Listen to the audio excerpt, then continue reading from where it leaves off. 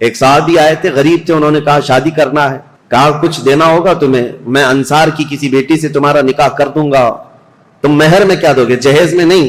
حضور صلی اللہ تعالی علیہ وسلم نے مہر کے لیے پوچھا، مہر تو واجب ہے۔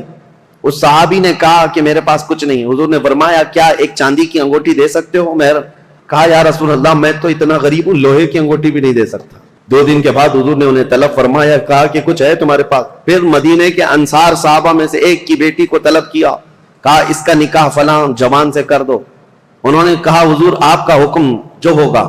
تو اب اس غریب صحابی کا جو مہر ٹھہرا تھا کیا ہے؟ حضور نے فرمایا قرآن کی کوئی سورہ تمہیں یاد ہے؟ اس صحابی نے کہا ہاں مجھے فلاں فلاں سورہ یاد ہے۔ حضور نے فرمایا جا تو اپنی دلہن کو یہ سورتیں یاد کرا، یہی تیرا مہر ہے۔ نکاح کو آسان کرو، زنا کو مشکل بنا دو، یہ ہماری شریعت ہے۔ یہ نہیں ہے کہ زنا آسان کر دو اور نکاح اتنا بھاری کر دو کہ اس کے لوازمات اتنے بڑھ گئے کہ جوان لوگ آج نکاح کرنے میں گھبرانے لگتے ہیں، اتنا مال کیسے جمع کروں؟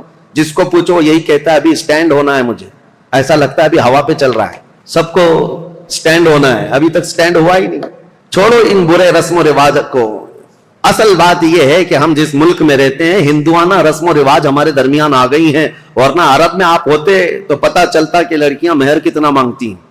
بیچارے عرب لوگ 35-40 سال کے ہو جاتے ہیں، ان کو شادی کرنا مشکل ہو گیا۔ وہاں الٹا معاملہ ہے، وہاں الٹا معاملہ ہے، لڑکیاں مانگتی ہیں بہت، اور کم سے کم 50,000 ریال جو سعودی کے ہوتے ہیں، یعنی 10-11 لاکھ یا 12 لاکھ مہر میں رکھواتی ہیں۔ یہ وہاں کا مزاج ہے۔ اور جب ان سے کہا جائے نہیں ہم کو پیسے نہیں دینا پڑتا ہے، لڑکی پیسے دیتی ہے، تو عرب والے کہتے ہیں ہم تو ایسی 4 کرنے کو تیار ہیں فری میں۔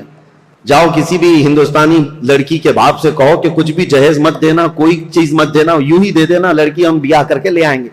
اسی لیے بہت سارے عرب یہاں سے آ کر کے نکاح کر کے لے جاتے ہیں۔ ابھی ہمارے کئی لوگ ہیں وہ یہ کہنے لگ گئے کہ ہم انڈونیشیا سے شادی کر کے لا رہے ہیں، عرب میں یہ بہت مشکل ہو گیا ہے۔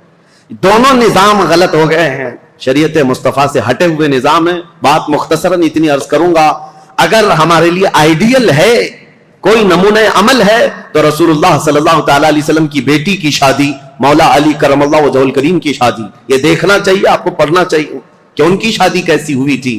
کوئی نوجوان پوچھنے کو تیار نہیں ان کی شادی کیسی ہوئی تھی، کوئی یہ نہیں پوچھتا کہ ان کی شادی کیسی ہوئی، وہ اپنے اعتبار سے شادیاں رچاتا ہے۔